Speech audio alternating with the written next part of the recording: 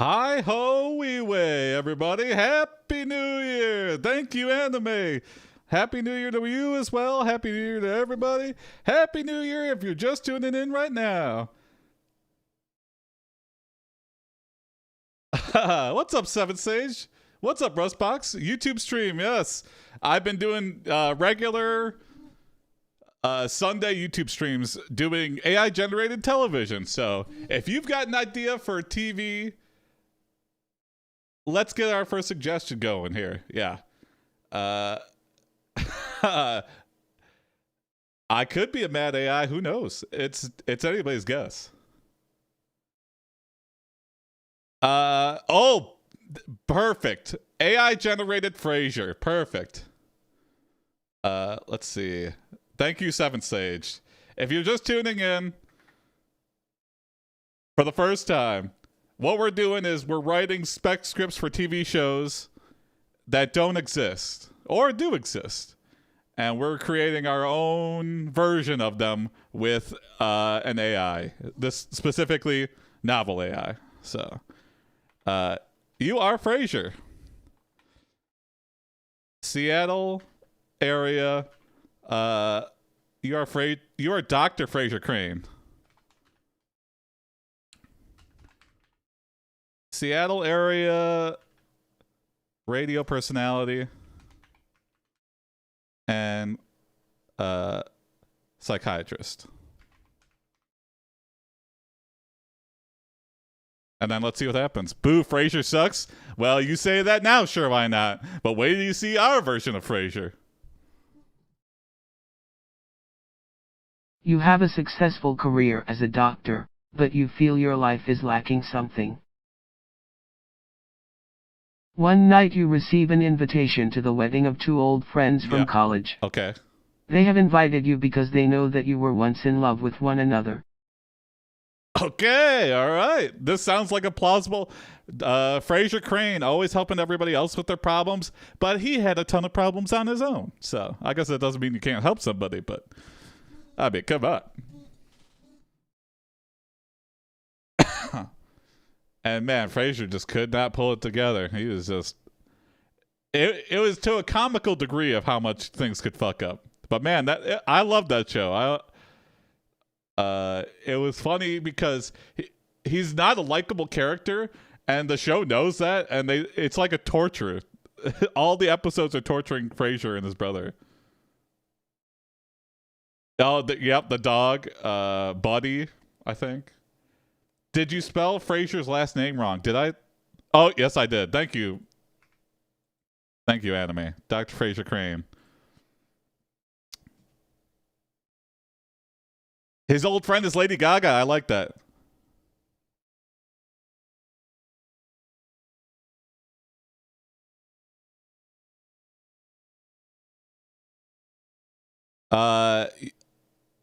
You know, your old friend is now a famous singer, Lady Gaga. You walk up and attempt to flirt. Attempt being the key word. She asks if you want to dance, but you tell her that you are not much of a dancer. Come on, Fraiser. She then says she has heard about your work on radio shows. Oh, I listen to Dr. Crane all the time. Oh, you're a fan. Well, I can't say I'm a fan of your music, but I wouldn't say Fraiser's unlikable. He's just a bit stuffy and over fancy. Yeah, I guess. He's definitely abrasive to get to like, though. And also, Fraiser immediately shutting himself down already. Or he just knows he's such a bad dancer that even the attempt will be incredibly unwanted. He'll just be like, you know, you get the Elaine dance, and it's all over. Let's build our ego a little bit. You ask Lady Gaga. Oh, yeah? Your stats are. You ask Lady Gaga, what is your favorite episode? Ego stroking. The one where he gave me my diagnosis. Oh my God. You ask what kind of diagnosis? She called into the show. Lady Gaga tells you that she was diagnosed with obsessive-compulsive disorder when she was younger. She talks about how it had been a difficult childhood, and how hard it was for her to get through school because... Because what?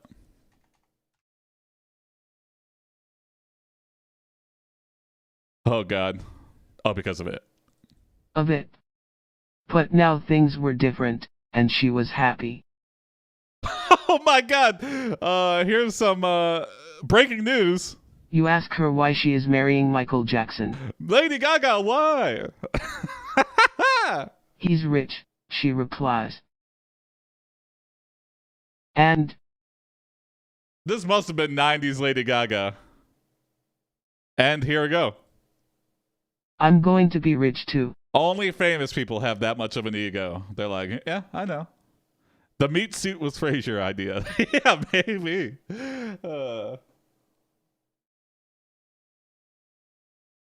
Wow.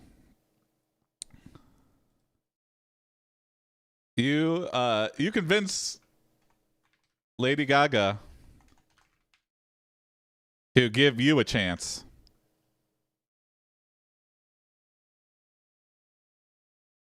And ask her on a date.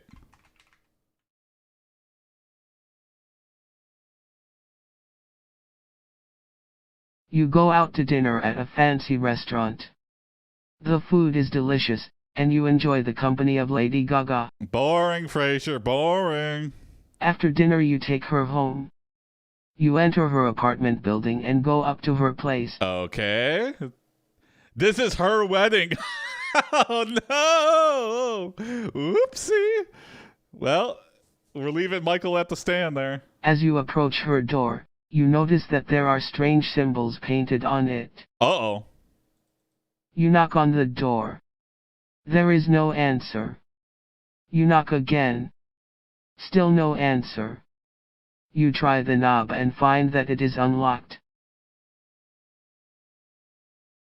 You enter the apartment and are immediately swarmed by a horde of paparazzi.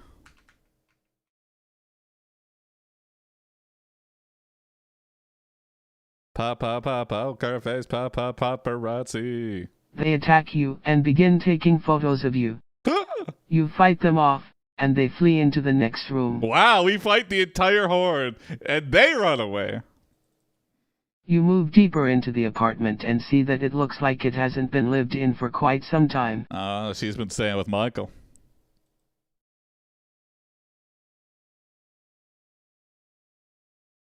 You ask...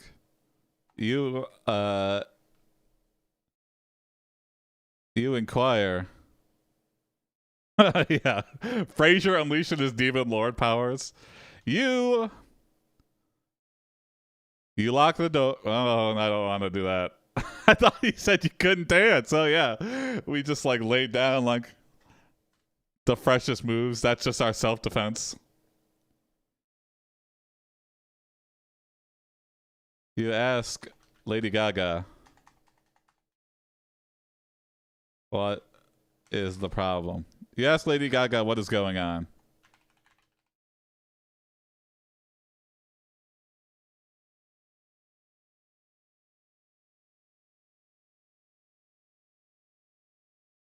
A woman dressed in a black dress and wearing a veil appears behind you. She takes the veil away and reveals herself to be Lady Gaga. Okay, I knew who you were, Lady Gaga. You didn't have to dress in a costume and then unveil the costume. I'm in your house. Hello, Dr. Crane. You ask her, why did you paint those symbols on your door? Perfect question. I'm very curious myself. Oh. She answers, those are the symbols of obsession. This is totally rich person plausible. Like, this is some rich person crazy. This is her Gaga origin story. Hell yeah. You ask, how do you know I am obsessed with you? Lady Gaga explains, "You told me so yourself earlier this evening." Fraiser Crane's about to get a single dropped about him.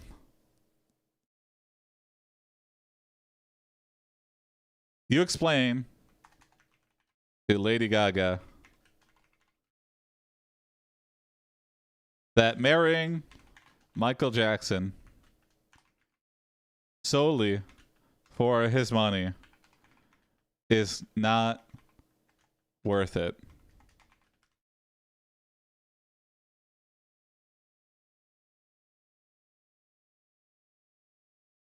You tell her, you should marry someone who will make you happy, not just for their wealth. It's working. Lady Gaga agrees, "That's true. I need to find a man who can appreciate me for me." Here we go. You lean in for a kiss. I could take a hint. Oh. You ask Lady Gaga, "Do you think you could ever love me?" Oh my God. So strong. So awkward, Fraiser. Lady Gaga smiles, "Maybe someday." Oh, come on. You press your lips against hers, and she returns the kiss passionately. Oh my, this is such a Fraiser episode. After a moment, you pull back and ask, "What does it mean?" He can't just leave well enough alone. He's got to know the answer why. And he's ruining it. He could have easily, had made passionate love to Lady Gaga. But no, Fraiser's like, "What do you mean you can't love me right now? I love you right now. I'm crazy." You wrote obsession on the wall. You wrote it on the door. How does that not mean love? Before Lady Gaga has a chance to answer, Michael Jackson moonwalks in from the balcony.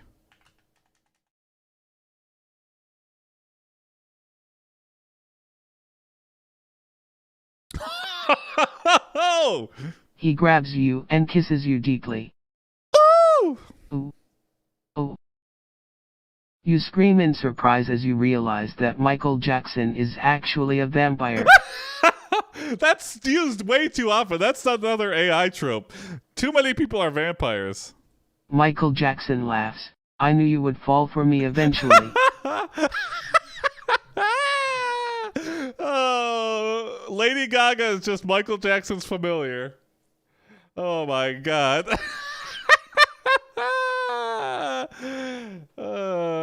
Billie Jean is not my lover. I hate garlic. I am a vampire. That would explain the pale skin. Yeah, yeah. Oh boy.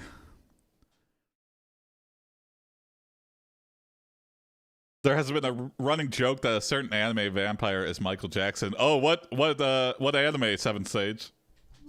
I'm curious. She would be a thrall, actually. Oh, there you go.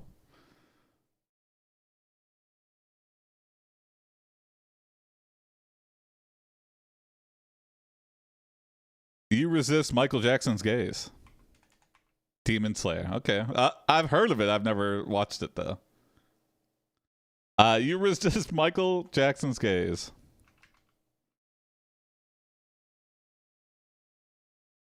And profess your love for Lady Gaga.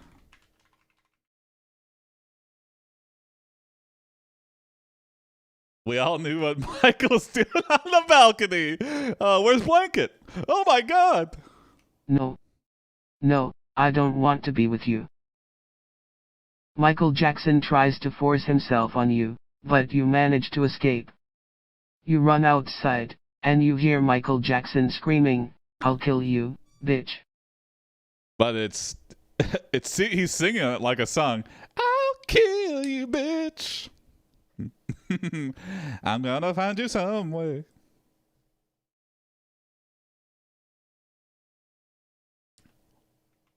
You flee through the streets of Seattle.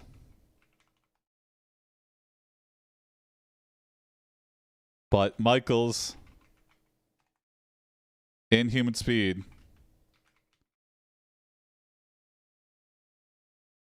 Catches up to you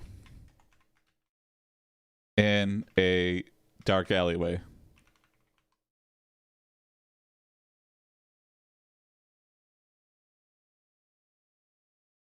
He tackles you and begins tearing at your clothes. You struggle with him, and he manages to rip open your shirt. No! You scream in pain as Michael Jackson tears at your skin. You look down and see blood dripping from your chest. He goes faster in reverse. Yeah, I was totally thinking his moonwalk in the streets. Just at like it's like that Mario glitch how there's no capped like reverse speed. He's just like real world hacking, going down the streets of Seattle at sonic speeds.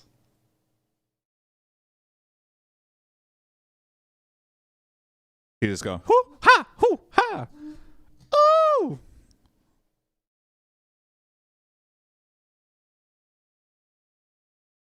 You asked Michael. You asked Michael Jackson.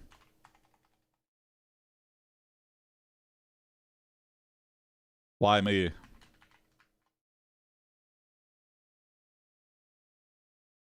Why, Michael? Why? I was just... Oh. He growls, because I wanted to drink your blood. Oh, it's just because Michael Jackson... He's just selfish. You tell Michael Jackson, you're sick. You're right, he says. I am sick. I've been drinking the blood of virgins to keep myself alive. That's what he was doing. Ah, we were so wrong about him. Still not good, but not nearly as sinister as we thought. Backwards moonwalk. Yeah. Backwards, forwards, loop moonwalk, as opposed to backwards long jump. Well... You try to give Michael Jackson some therapy. This is the hardest therapy session I've ever had to do. And it's not even over the airwaves.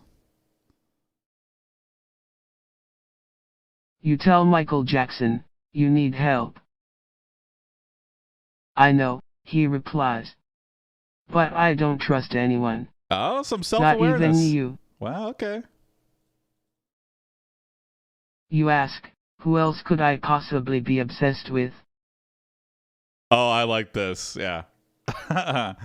Macaulay Culkin shoots Michael with a crossbow. After escaping Michael years ago, he trained as a vampire hunter in hopes of one day defeating him. Thank you, sure, why not? That's great. Michael Jackson turns to face Macaulay and asks, how did you find me? Oof. Macaulay replies, I followed the trail of your victims. Oh my god. Never trust a psychiatrist with an ego as big as Fraiser. Yeah, exactly. Michael Jackson screams in rage and lunges towards Macaulay. You watch as Macaulay and Michael have an epic fight.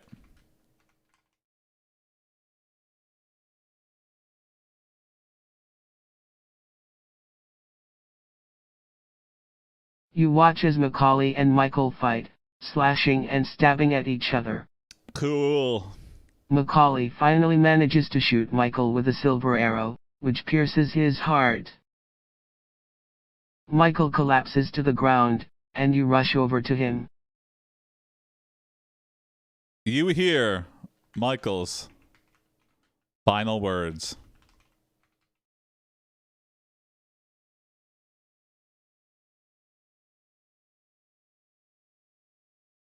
I didn't want to hurt you. I didn't want to hurt you.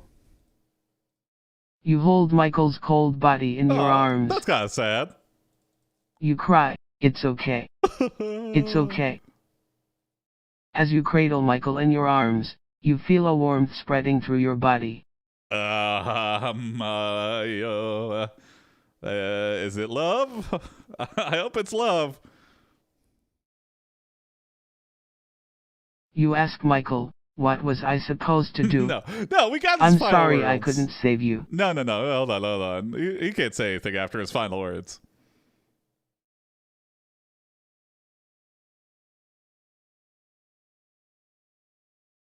You look down and see that Michael's wounds are closing. Whoa, okay, now we're... You ask, is it really you? Is it really you? Michael Jackson whispers, yes. You ask, how can I believe you? Michael gets back up, his skin turning white. Yeah. Michael says, just look at the man in the mirror.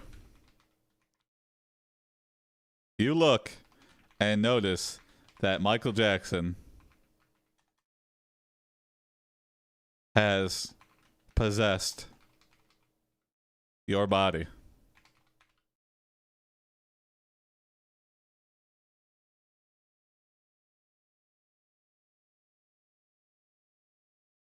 You laugh, well, you were right. I guess it is my turn to change. Whoa, Fraiser's got a transformation in the works here. You say goodbye to Lady Gaga and embrace Michael Jackson. Okay. You whisper, I love you. Fraiser Crane. You begin to transform. And change into...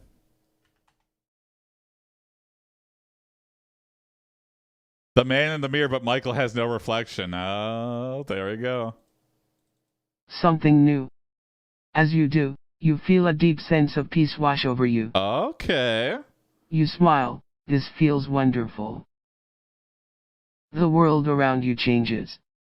The sun shines brightly above, and the clouds are gone. I guess we could control the weather now? You look back into the mirror and notice you look like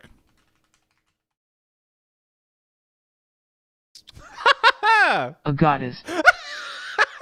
Okay. You turn to Michael Jackson and ask, Call are me you the ready? Rumble. Yeah. Michael replies, ready as I'll ever be.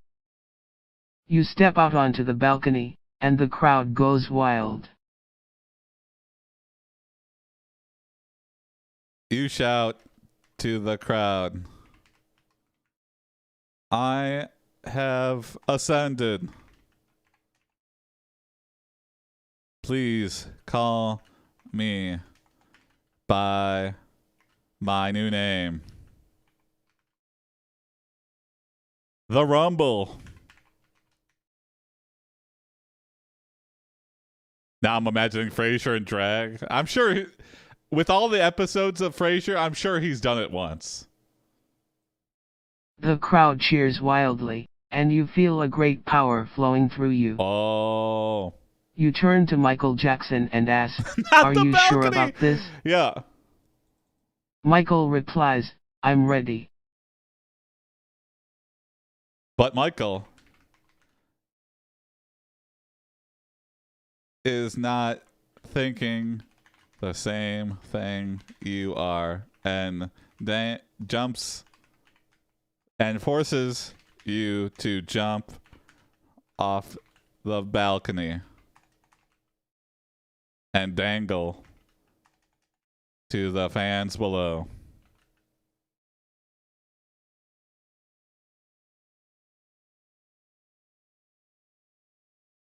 Oh no! You scream, I can fly. Oh my god! You soar through the air and land safely on top of the stage. That's what he thought was going to happen. You know, if we just let Michael do what it, you know, we don't know. Maybe he could defy the laws of physics. I don't know. You smile, let's go get drunk.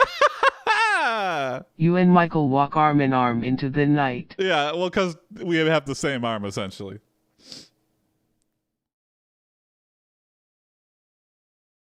You create a new hit single and episode. That's perfect. Yeah. Let's not soil a good moment.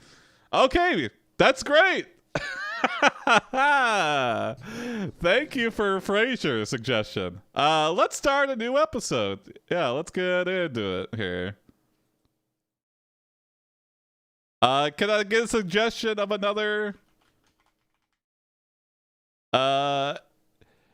an existing television series or something that doesn't exist? I'll go either way. We could have like a cooking show with dogs and try to get that going. Anything you could think of. Or if you have a favorite TV series, Survivor. Okay. AI generated Survivor. You are a contestant. Thank you, sure, why not? Survivor. You are a contestant on Survivor.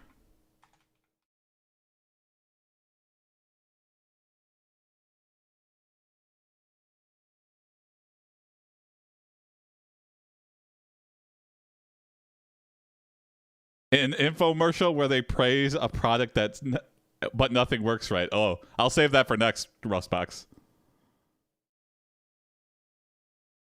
That'll be the next one. You are a contestant on Survivor. This season,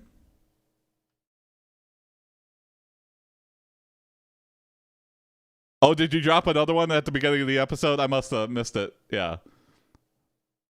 I will scroll back through and find it. Survivor Zero. You are a contestant on Survivor. This season is special. And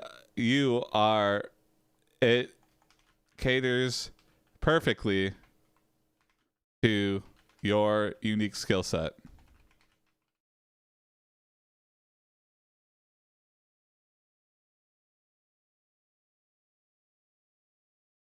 And then I'll just leave going. There's a typo. Oh, shit. Where's the typo? You are a contestant. Oh, yeah, there you go. On Survivor, this season is special. And it caters to your perfectly to your unique skill set. Your opponent will be any of the other contestants, but since this is a one-on-one game, they cannot escape. You must find them before they can escape from their location in the arena. Okay. Typo in Survivor. Oh my god. Thank you. I'm terrible without spell check.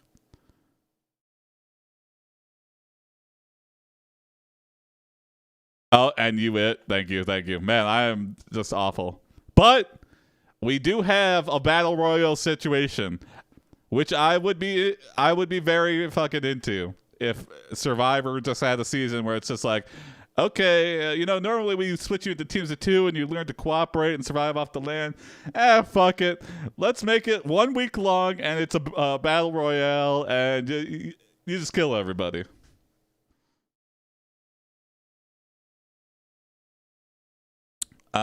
Jeff Probst says over a loudspeaker, yes, you heard right. This season is a battle royale where if you want to win, you need to be the last player alive. Best rating they ever had in a decade. Yeah, it's still going. Survivor's still going strong. It's like it's got weird like fantasy leagues, like where people like pick out from the first episode, like based on the cast announcement, who's gonna win. It's pretty insane. The crowd roars with excitement as you look out at the audience and say, and now, for the first time ever, there will be no losers. All that matters is survival. If you don't like it, blame Squid Game. Exactly. Yeah. There will be no losers. We're already dropping the hammer that we're like, we're going to free everybody. Nobody's going to die. And we're all going to split the money. And Jeff Probst is going, oh, you stupid, stupid idiot. You stupid, hopeful man. I'm about to dash your hope. Jeff Probst. And there will be no losers left alive. Yeah. Jeff Probst presses a button. And cages open to release wild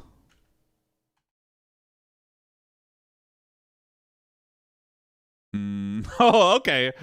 Animals into the arena. They quickly begin circling around the ring, looking for an opening. And what wild animals would be fit for Survivor? You hear a noise behind you and turn to see 3 hippos charging towards you. You pull out your gun and shoot all 3 of them. But that's not good enough because I think Pablo Escobar has caused a hippo problem in South America, and there's just like hordes of roaming hippos, and there's no easy way to kill a hippo. And hippos are like very aggressive. So what a fucking scary animal. Everyone's like, oh, hungry hippos, ha ha ha, until you actually are face to face with a hippo and it's hungry, and it can chew you through your bones like nobody's business, like butter. The gun was his personal item. Oh, yeah. Hey, where'd you get that gun? But your gun. Hey, what's up, Misha? We're about 30 minutes in, so you still got plenty of show left. Happy New Year, Misha. But your gun is very ineffective on the hippos. Misha, to catch you up, we just started AI-generated Survivor season, and we did AI-generated Fraiser as our first episode.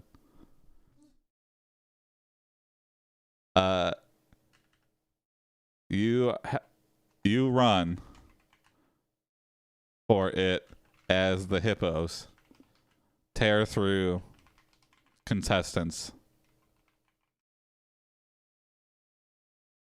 to get to you, to charge after you.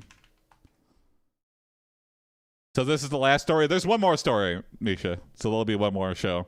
What's Survivor? Survivor is like it's a reality TV show where you're all on an island, and if you survive the 30 days and don't get voted off, then you get $1 million.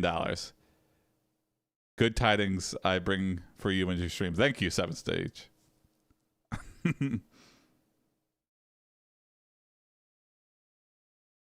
Is it like Love Island? You know what? Kind of, I guess. Except there's more, I don't know, there's games. You know what? I haven't seen Love Island a lot, but I think it's kind of similar. Except maybe less fucking, but not by much. There's still hookups and stuff, but it's more about, is AIPD back to a normal schedule? Yes. Monday, Wednesday, Friday on Twitch, and Sundays have become a new regular on YouTube and Reddit. So there you go. I'll try to keep up with that if anything changes, but for the foreseeable future, that'll be it. Sundays at 2, and then Monday, Wednesday, Friday at 9 p.m. Eastern.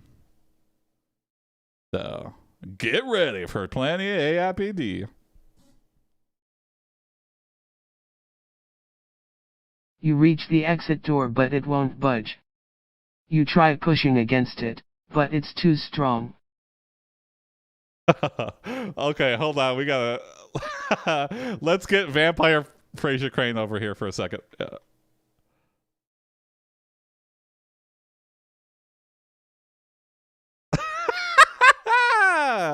Oh, that's great. Hold on, let me zoom in a little. There she is in all her oddity. The vampire Fraiser crane. Thank you, sure, why not, for generating this. And sorry it's all fucked up on the screen, but that is amazing. I could see it. Maybe look more like Niles than Fraiser, but still. The hippos are getting closer and closer. You think frantically, trying to come up with some way to get out of here. Okay. You get an idea. The green is for weed, exactly. You knock down the cage holding the hippos and use them as cover to hide yourself under the water. I mean, but hippos are aquatic, so. You dive underwater and swim beneath the waves, using the hippos as a shield. The hippos don't seem to notice you, and you manage to stay hidden until they move away. Wow, okay. Scary. The hippos kill about half of the contestants before they are captured and carried away.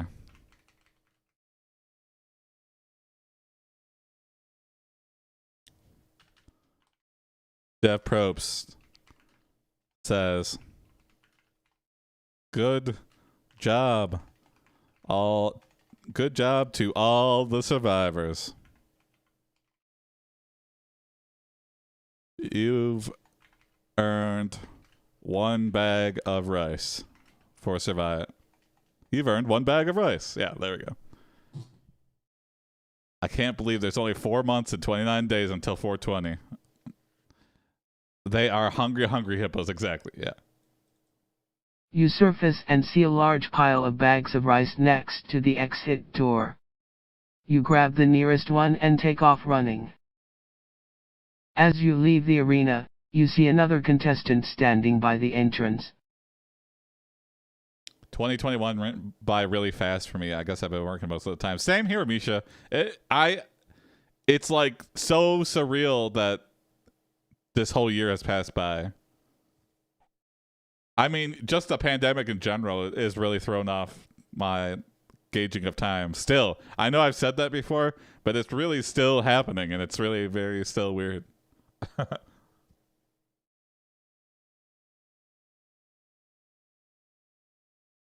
You attempt to make an alliance with this person. You introduce yourself as Michael and tell him that you're also a survivor. He looks skeptical and asks, "Why would I trust you?" Yeah, Misha, that's awesome. Yeah.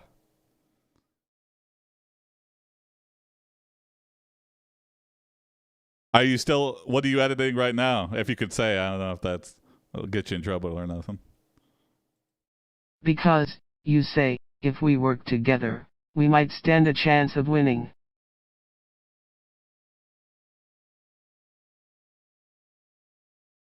The survivor thinks about it for a while and then nods and tells you, okay, my name is Steve and Michael. Here we go. Steve. Let's do this. The power team here. Michael and Steve Steve. leads you back to the arena. As you enter the arena, you see a bunch of people huddled together in a corner. Yes. You realize immediately that these are the leaders of the other tribes. Okay, so everyone else had the same idea. What's up, Yoda Zero? We are creating AI generated Survivor. So we're writing an episode of Survivor using an AI to help us with. So and the AI specifically is NovelAI.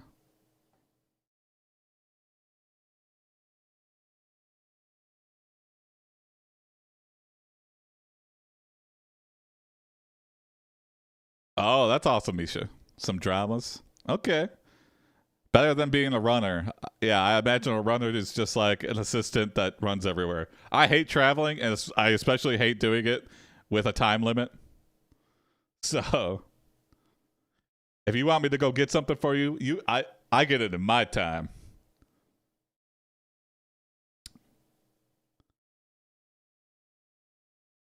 You notice the tribes have animal logos, animals to represent them.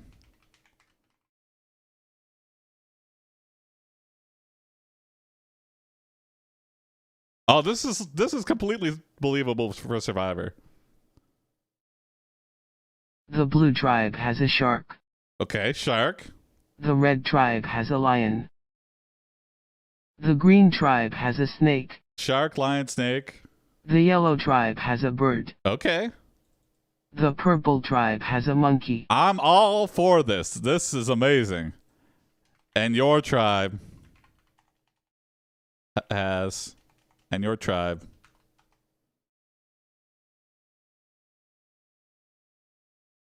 The orange tribe has a tiger. No. Here. And your tribe... Oh my god, a gorilla. Hold on. And your tribe... Silver snakes. Okay. Helios, specialist arrogant. And your tribe has a gun.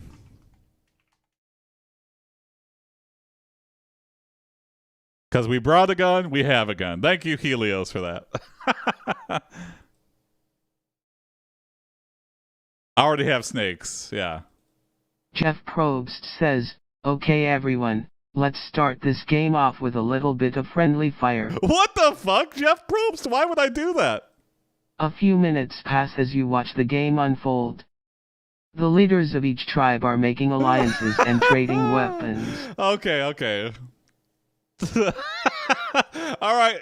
Now that you've chosen your teammates, everyone open fire on your own teammates. You know, just for entertainment. We gotta fill this episodes up with some action here.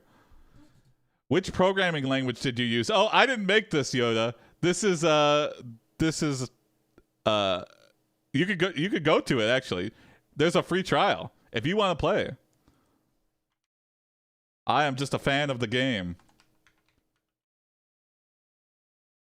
I am not smart enough to make something like this. But if you want to go check it out, go to NovelAI.net and try the free trial.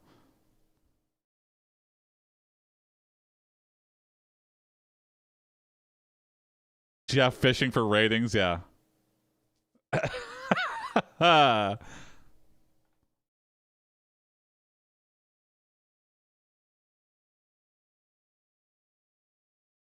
You watch. You misunderstand the game and accidentally shoot your teammate in the leg. Sorry, Steve. I'm so sorry. Jason just used NovelAI to program your own. Oh, that'd be interesting. I wonder if it could. Hey, he yells. I was just trying to protect myself. I know GPT-3 can generate code, but I don't know how, like, workable the code is.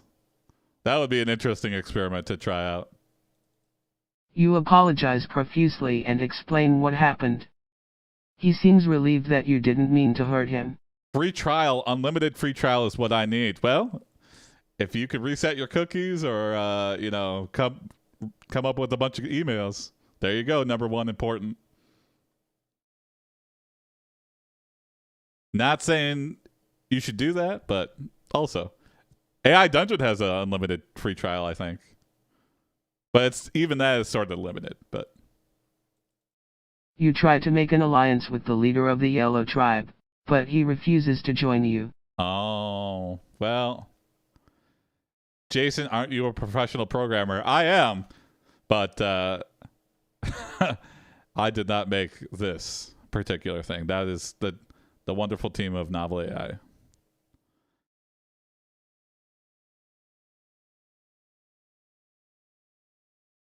Which, if they're looking for people, you know, hey, I do web, I do backend, I do Android mainly. But Jason hates AI Dungeon.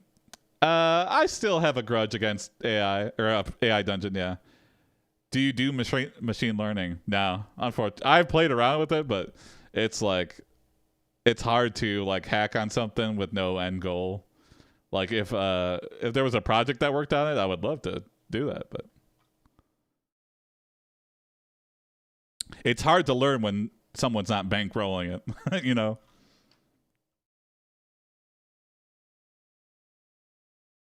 You decide to take action and attack the Yellow Tribe.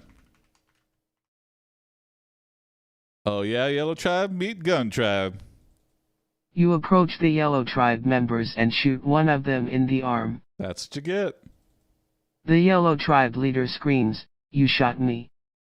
Yeah, you didn't hear the gunfire? You didn't see the bullet go into your arm? Everyone knows You this. shoot another one of them in the chest. The Yellow Tribe leader screams again, "You shot me." I had an intro course on machine learning last semester. It's very interesting. It's pretty crazy. Aren't all humans just meat machines? That's an interesting way to look at it. Indie machine learning projects are so Frankenstein. That's another thing too. Yeah. I hope one day it gets to like an easy workable state where there's like just a good like basic human command natural language interface. So then, but right now, yeah, everyone's like reinventing the wheel. It's like training everything to respond to like hello, and you shot a blind guy. Oh, yeah. Maybe we did. Maybe he's like, oh my god, you shot me.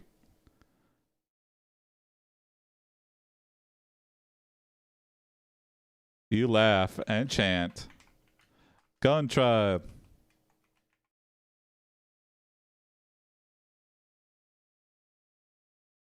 Your team begins shooting everyone in sight. The leaders of the other tribes run away. You know, this is Survivor's first take at doing Battle Royale.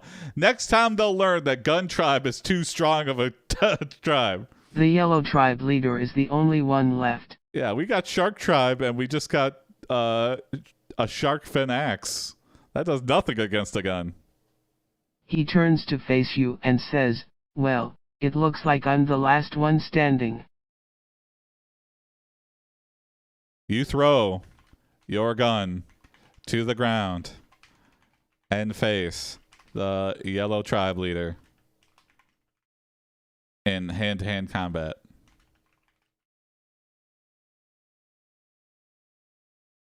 Oh no.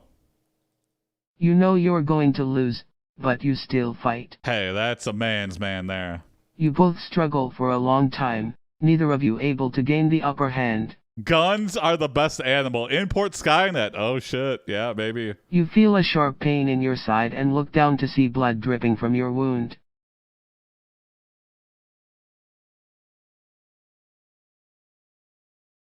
Death. You fear death. And decide to cheat and pull out a hidden gun from your underwear.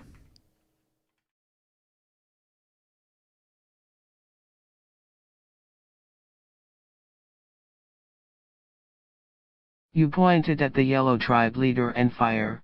Hey, The Yellow Tribe leader drops dead. sorry. I didn't want to die.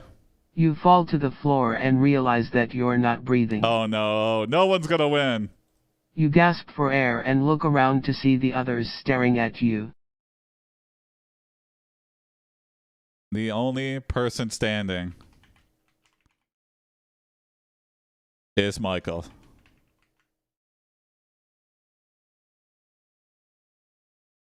You can't let him win. So you... Whoa! Grab his gun and shoot yourself. Wow. You die. You wake up to find yourself lying on the beach, surrounded by a crowd of people. Oh, I've got the ending for this, yeah. Michael says, I guess you were right. Okay. Jeff Probst stands at the gates of heaven and says, welcome to the next season of Survivor Heaven Edition.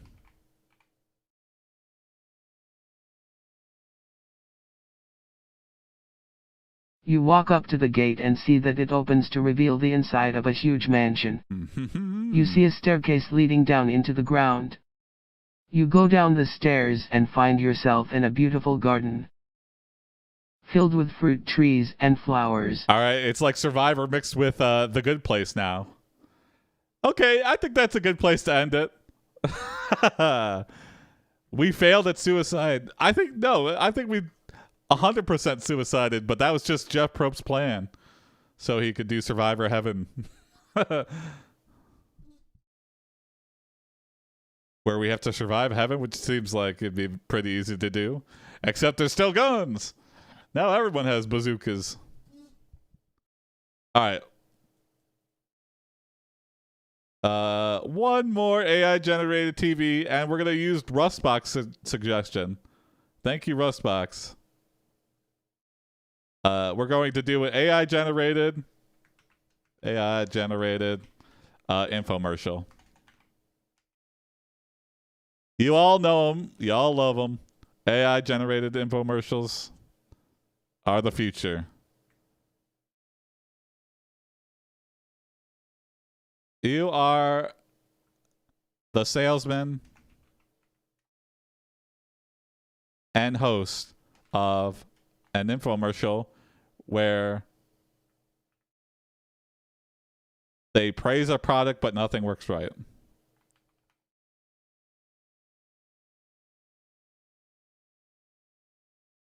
Does God allow cameras in heaven? No, it's just for Jeff Probst's own personal voyeurist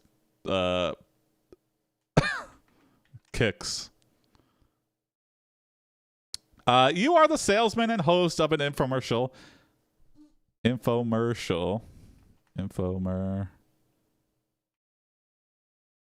Where they praise a product but nothing works right.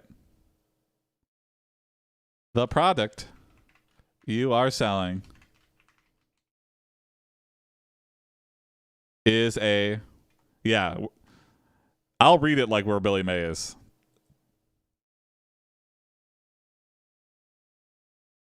Set of free super duper glasses that will show you everything at once. Wow! Nothing works right.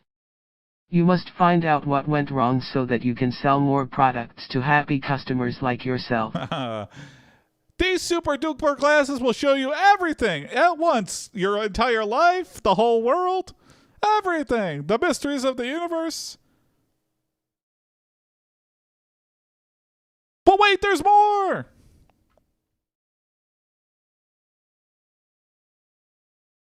You say, but wait, there's more.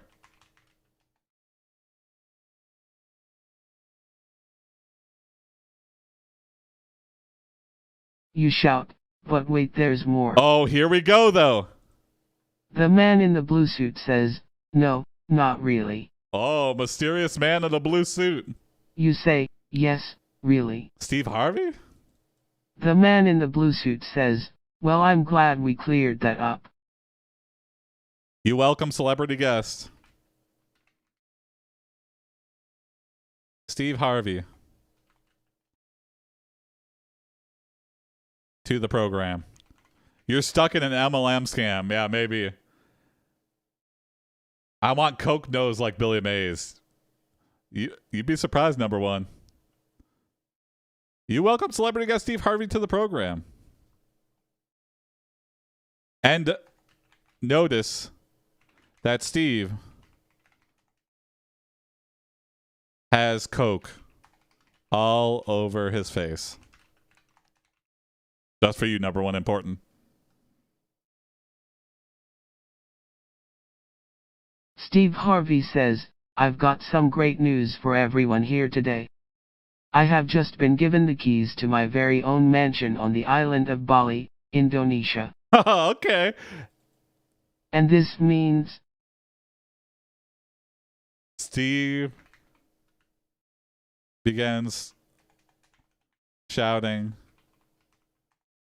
and pointing at everyone in the audience and says, you get a timeshare. And you get a timeshare.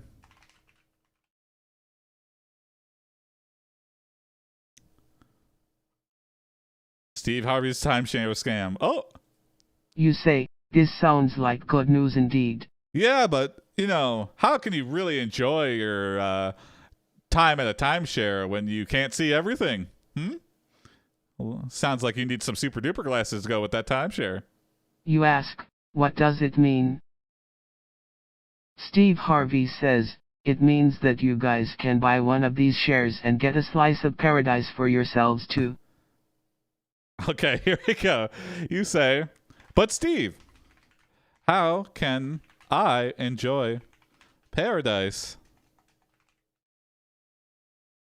if I can't see everything? Don't you think I should get some super duper shades, some super duper glasses to go with that timeshare?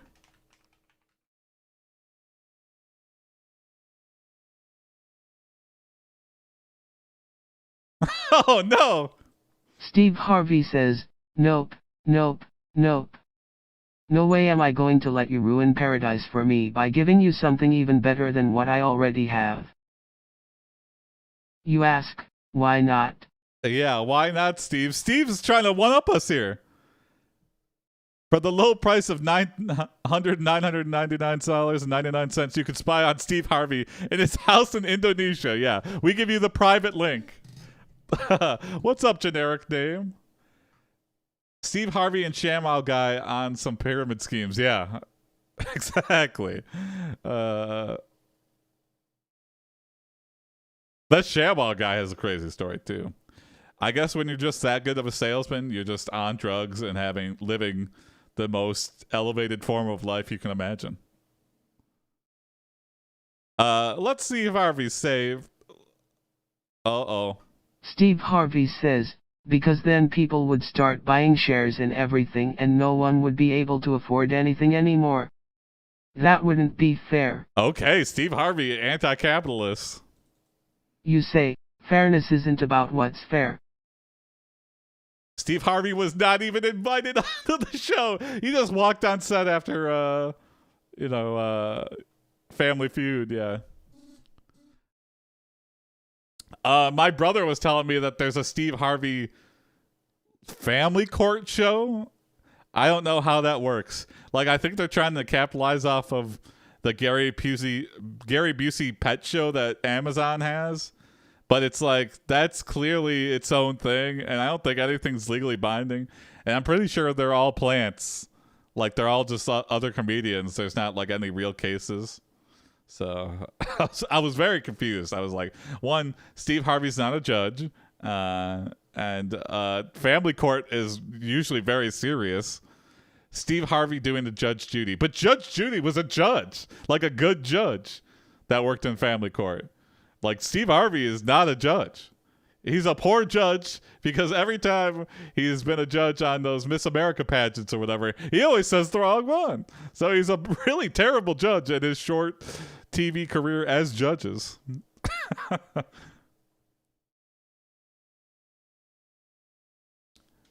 You put on your super duper glasses and see that Steve Harvey is not human, but actually, oops, wait, let me go back and do that. Undo.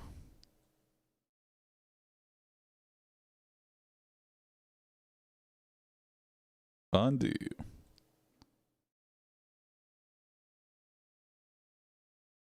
You put on your super duper glasses and see that Steve Harvey is not human, but actually a massive insect from another planet who has crash landed on Earth. who would have guessed that? Steve Harvey says, "See, I told you so. Paradise ain't for humans." Oh, wow. Okay. We're having a Steve Harvey They Live moment here.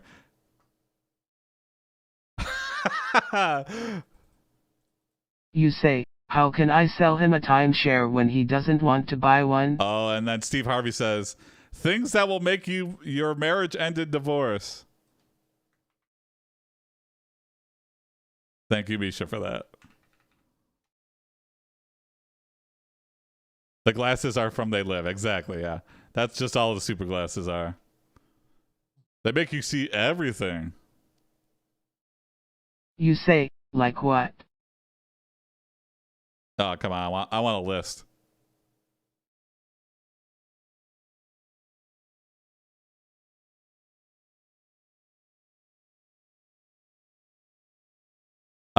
Things that will make your marriage end in divorce. Top 7 answers on the board.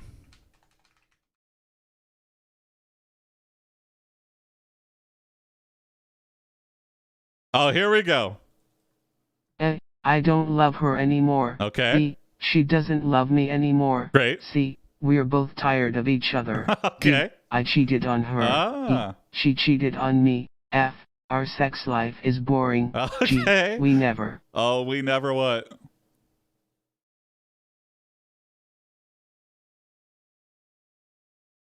Had any sex life. That is a very good list of reasons that your marriage will end in a divorce. Yeah. You ask, "Why did you cheat on her?" Uh-huh. Steve Harvey says, "I didn't. I was framed." Sure, Steve. You say, "I'm sure you didn't cheat on her."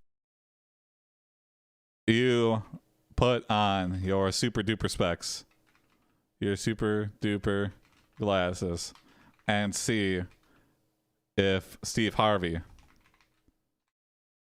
is actually innocent.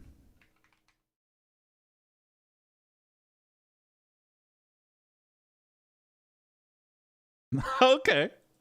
Steve Harvey is actually innocent. Wow, I really thought you were guilty, but, you know, these super duper glasses, they don't lie. You say, "You look innocent enough to me." You look innocent of cheating on your wife, but you are still a giant insect that is trying to sell timeshares on Earth. Steve Harvey says, "I know I look guilty, but trust me, I'm not." Yeah, you look guilty as hell, Steve Harvey. You ask, "If you didn't cheat on her, why do you need a timeshare?" Oh, great question. And why are you invading my show, Steve Harvey?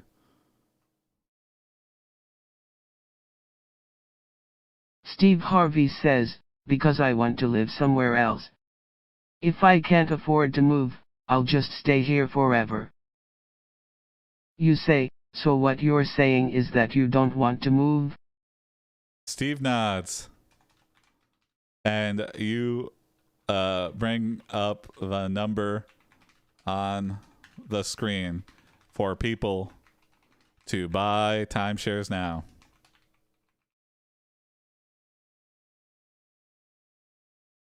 The phones are off the hook with the phone banks, the phones go crazy with orders flooding in for the glasses and the timeshares.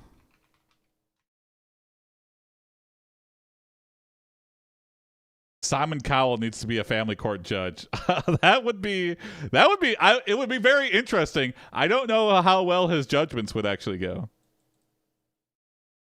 You say, "Looks like you made a killing off this sale." Steve Harvey says, "I did. Now I can finally afford to move." Oh, great. You ask, "But where are you moving to?" Steve Harvey. If Steve Harvey did do an infomercial, and I'm sure he has already, but I'm sure that would make shit fly off the shelf.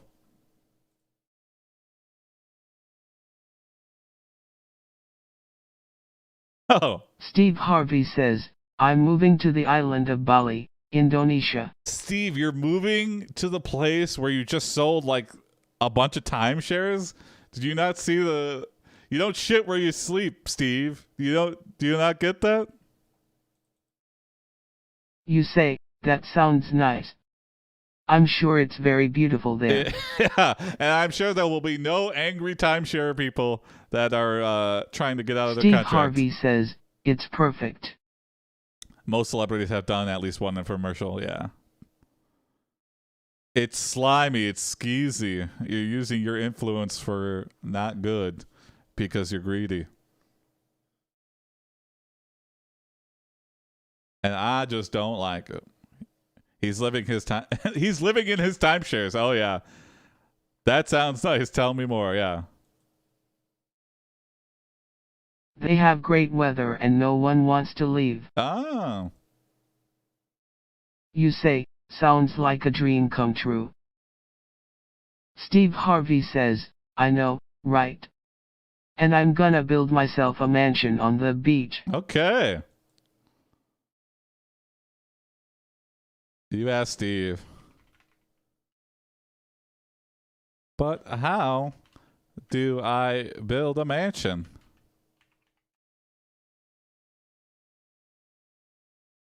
On the beach.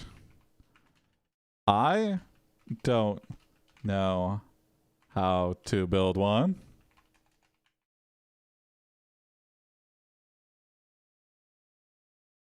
Is this still on air or are we backstage? I like to think that the cameras never stop rolling. Hey, what's up, Lemmy? We're Steve. We're talking with Steve Harvey, and we're doing an infomercial for super duper specs, which allow you to see everything. It's just that vague. And then Steve Harvey invaded and started selling timeshares in Bali, Indonesia, and it worked. Both are flying up the shelf, but at what cost? And now you're caught up, Lemmy. You got your mansion in my peanut butter. Yeah. Steve Harvey says, I don't know either. But I'm sure I can find someone who knows how to do it. You ask, who could help you? Steve Harvey says, I'm sure I can find someone on the island of Bali who can teach me how.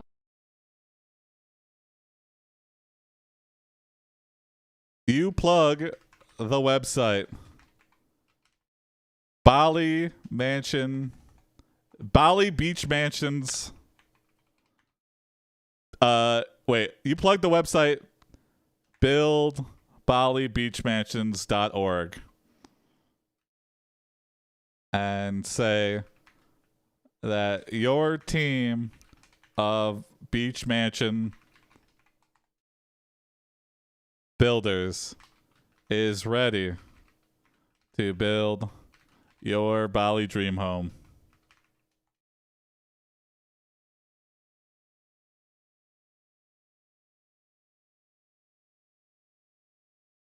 You ask, but Steve, how will you afford a mansion on the beach? Oh, they're really going right for the throat. Steve Harvey says, I'll just take out a loan. I'm sure I can find someone willing to give me a huge line of credit. You plug you plug the website.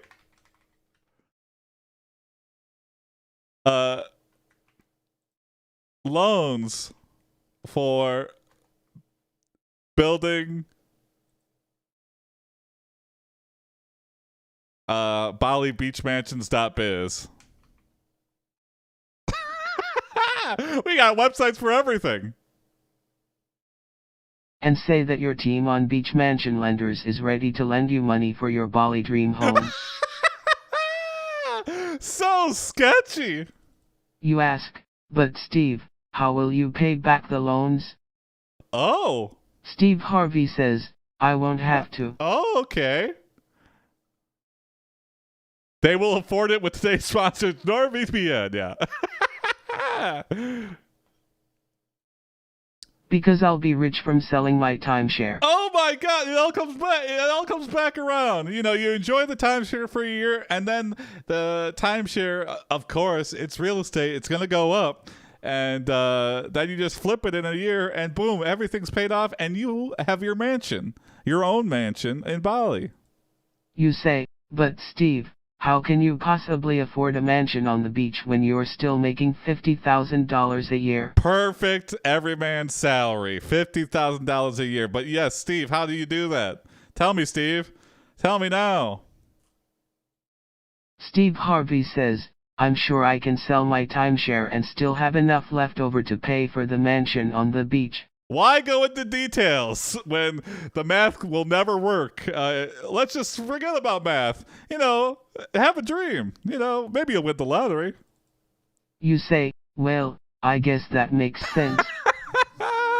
No, it doesn't make sense. Why are we selling these sharky loans at high interest rates in a country? I don't know. Oh, God.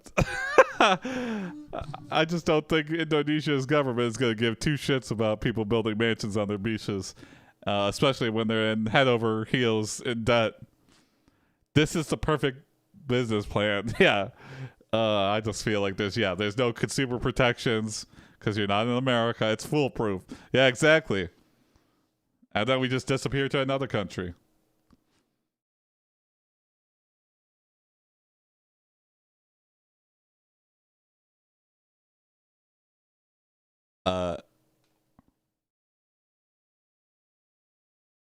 You and Steve take a trip to Bali to visit the timeshares and notice that they are inferior in quality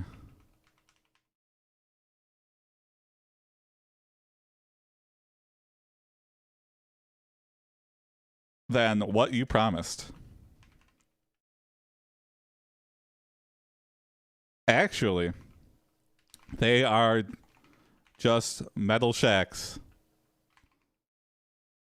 on the beach. And they are in a swamp, not a beach.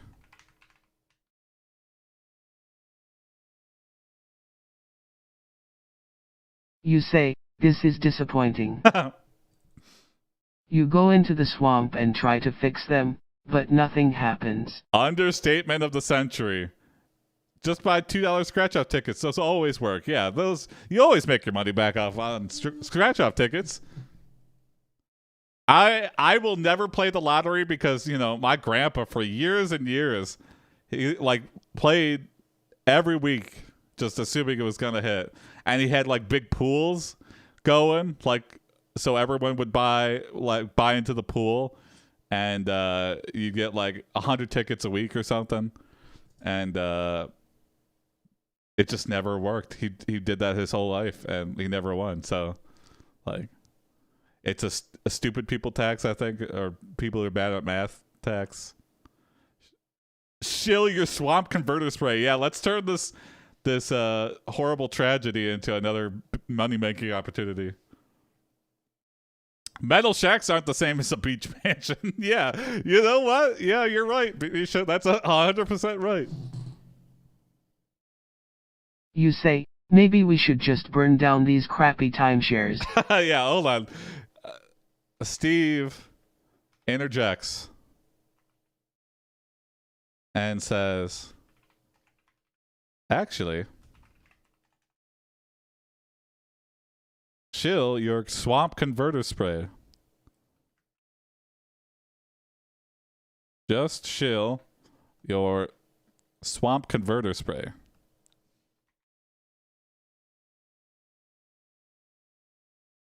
The bushes around you start to wither away and you notice that a small hill has appeared on the ground. Okay. You say, wow, this must be the power of shill spray. Oh my God! We're destroying the Earth. Oh wow! The power of shield spray.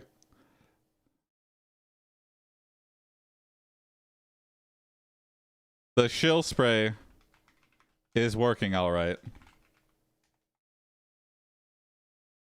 The swamp is definitely being converted, but not to a wonderful beach.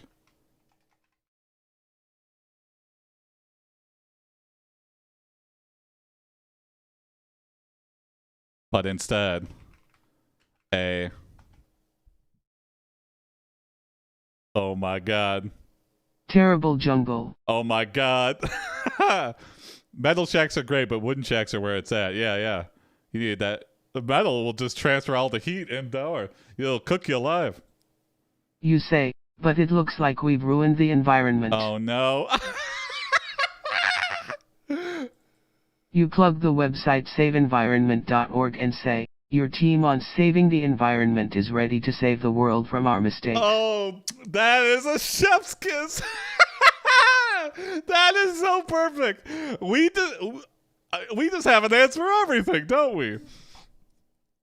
Hey, we fucked up Bali, and we've turned everything into a terrible, horrid jungle land when it was supposed to be beautiful beaches. But just go to saveenvironment.org, and everything comes right back around. All of your life savings, whatever you have left from our many scams. I think we have to end it there. That's too perfect of an ending.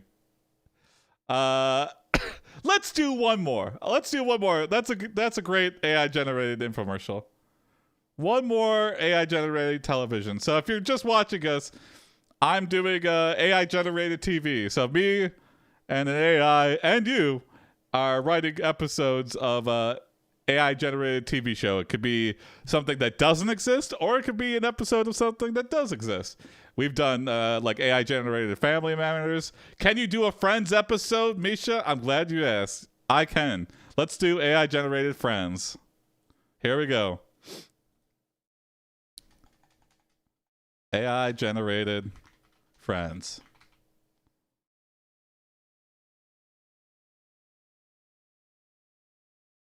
You are who on Friends? You are living in a New York City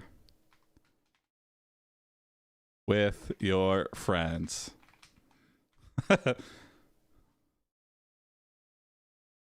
You have a coffee shop where you often hang out with your best friends, Chandler, Monica,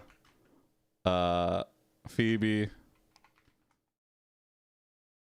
Joey buys a flamethrower. Okay, you are Joey. I think Joey would be the funnest to play as. You are Joey, and you are living in New York City with your friends. You have a coffee shop where you often hang out with your best friends, Chandler, Monica, Phoebe. Who am I missing? I know I'm missing a bunch of people.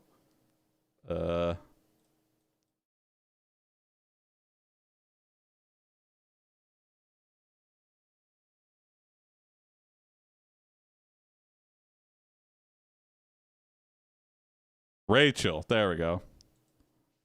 And Rachel. Chandler, Monica, Phoebe, Rachel, and Ross. Okay.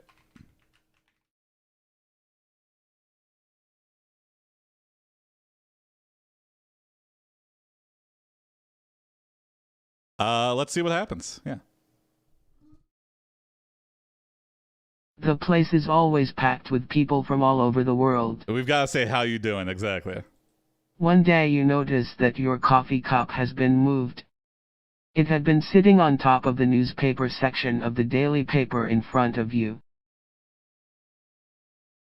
You notice a beautiful woman has mistaken your cup for her own and walk up and say to her, "How you doing?" Ghosts, yeah, could be ghosts, or it could be a beautiful woman. She turns around Or and says, "I'm great." could be a beautiful woman ghost. Yeah. What's going on? You ask. She smiles at you and says, "I'm looking for my cup." Oh, you say, realizing what she meant.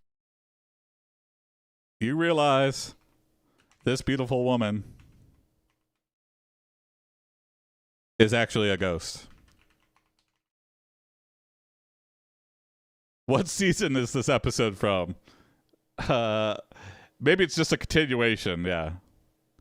And they forgot everything. So anything that happened after any lasting impacts. She died some time ago and has been haunting the area ever since. Mm. You feel sorry for her as you think about how she died and how lonely it must be for her. The woman seems surprised by your response and asks, "Do you believe in ghosts?"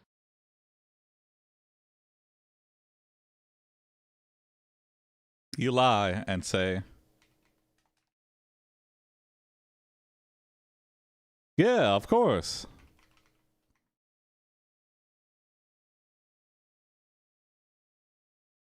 Well then I guess I'll see you later. And with that she walks away.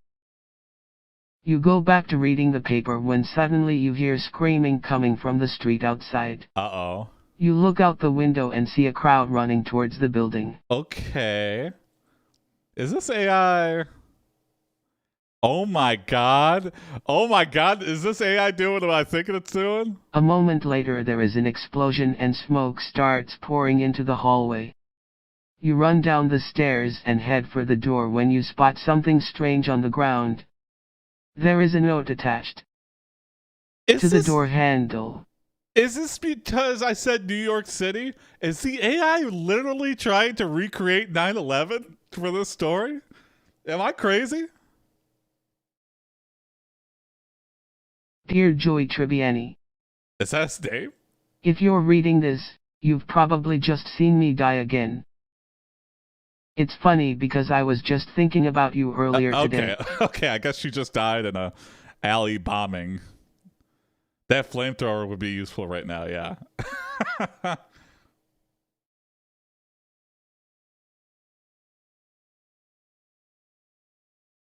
You look up and see that everything is actually fine.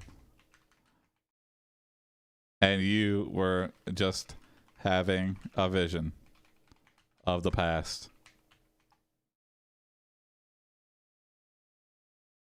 You pick up the note and throw it away. You continue through the door and find yourself in the alleyway behind the coffee shop. The alley is filled with trash cans and dumpsters, but there is also a large hole in the wall which leads to the sewers below. You know what? That's what Friends was missing. Joey going into the sewers of New York City. You are about to turn back and re-enter. You're about to turn back when you hear the laughing of the beautiful woman ghost.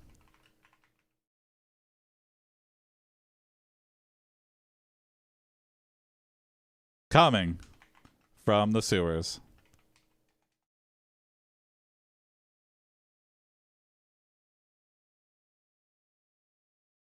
You leave your friends behind. You leave your friends behind and enter the sewers alone.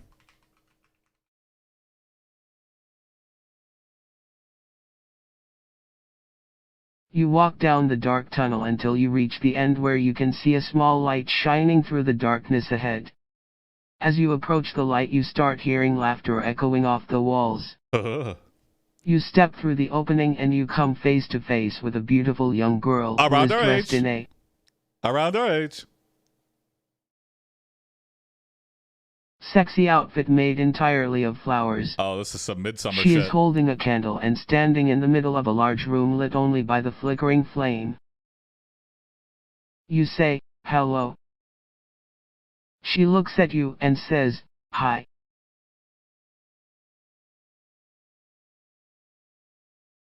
The flame goes out for a moment.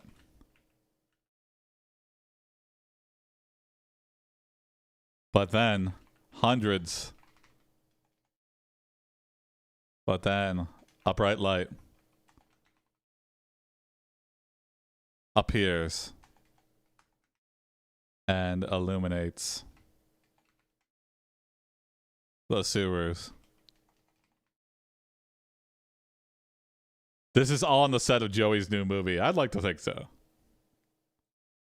She turns to you and says, I thought I would never meet anyone down here. You say, I'm not really sure why I'm here either. She takes a seat on one of the many crates and says, I'm waiting for someone. A nice furniture you got around here. Very crate oriented. Lots of crates. In fact, it's just all crates. Well, I don't know. Why are you living down here? Why? Were you killed in the sewer?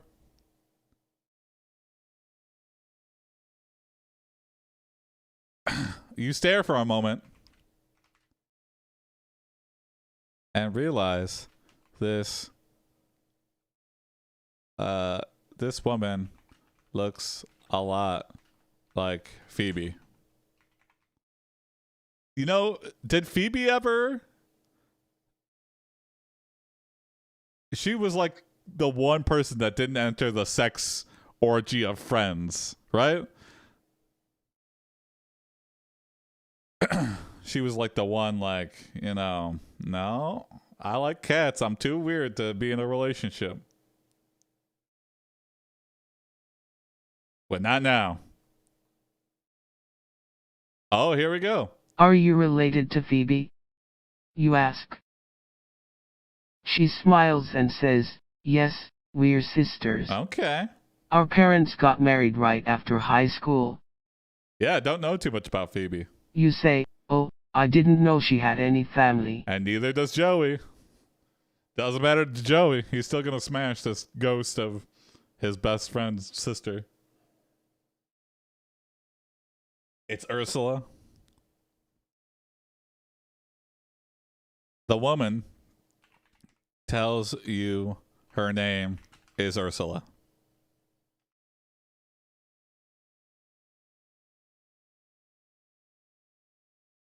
She tells you she has been wandering the sewers for years now, searching for her sister. Okay. She had finally found her way back to the cafe where you work. I don't work there. I just buy a lot of coffee.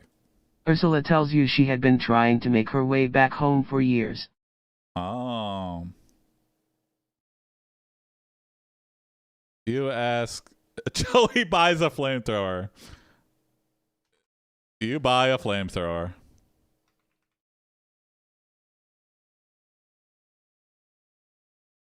And return to the sewers.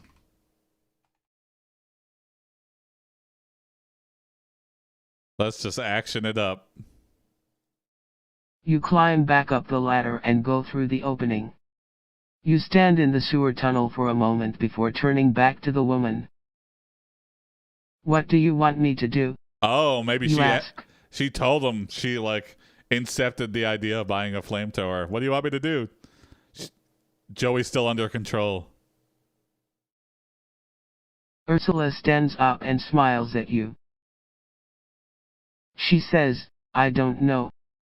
Just hold my hand for a while. Aw, okay. I think I'll need it. You take her hand and lead her through the tunnel.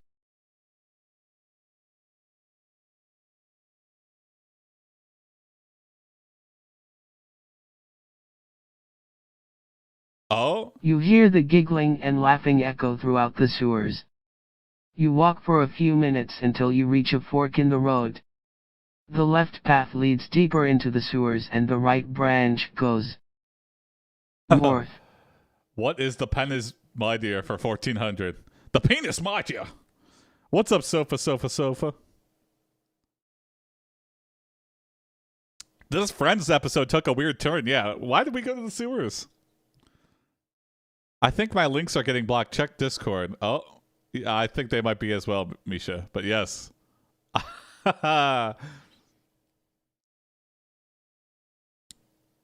Thank you, sure. Oh my god, these are fun. Oh, here we go. Let's here we go. Here's what Joey looks like in this episode. Oh, come on. Copy link.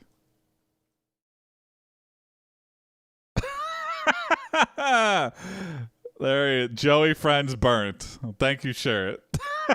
This is what Joey looks like this episode. He's been using that flamethrower a little bit too much. Oh, okay. I like that, Misha. Let's get the rest of this is too Joey centric. You follow the laughter and see the rest of your friends. Of your friends.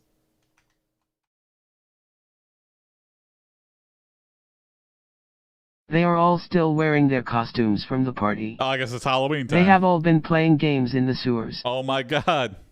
You say, "Where did you guys go?" Oh. They cheer and say, "We went on a date with each other." Oh, without Joey? Even Phoebe? Joey did have a terrible spinoff, yeah. Maybe this is part of that.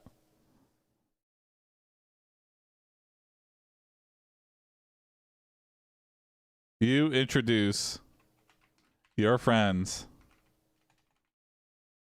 to the ghost of Phoebe's sister. You introduce your friends to Ursula. And Phoebe immediately begins to scream, "That's the ghost of my dead sister!"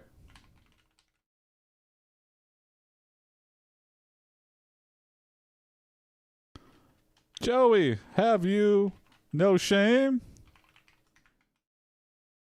They are swingers. Yeah. You quickly tell them that it was just a joke. What? I'm just joking. You were trying to sleep with my dead sister. "It's okay," says Ursula. No comment? "I understand. My sister died in the same accident that killed our parents. We never knew if she survived or not." Oh my god, what a horrific backstory. Ursula finally tells Phoebe how she always felt about her. I don't know, Sheriff, but maybe, but I don't know. "I wanted to be more than just friends. But I couldn't bring myself to say it. So I just watched her grow up and become successful. I thought I could wait forever, but..." Ew, that's a very incesty answer. I'm gonna redo that. "Phoebe, I love you more than anything in the world. Please forgive me for being such a horrible person." That's much nicer. Phoebe is stunned by what she hears and says, "You mean..." Ursula. A bright light appears, and Ursula begins to head towards it. We've got her closure. Oh my god! You try to grab her arm, but she disappears into the light. Joey, did you just try to prevent my sister from getting into heaven because you wanted to have sex with her? Yes. You turn around and see that the sewer entrance has disappeared. You are once again standing in the alleyway outside the coffee shop. Ah, okay.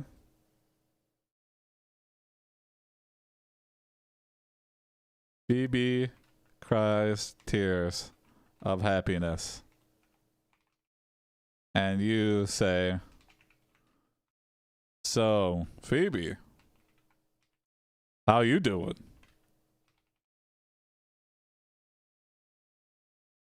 Very inappropriate, Joey. She hugs you tightly and says, "I'm so happy to be alive. Thank you for bringing me back. I'll never forget this day." You smile and say, "No problem." The ghost just abused Joey's undying horniness to sleep with a beautiful woman and get closure. It makes perfect sense. I think that's a good place to end it there. I think we've come full circle for Joey and the friends and their sewer adventure. Joey now on a quest to go to heaven. Oh no. Don't do it, Joey.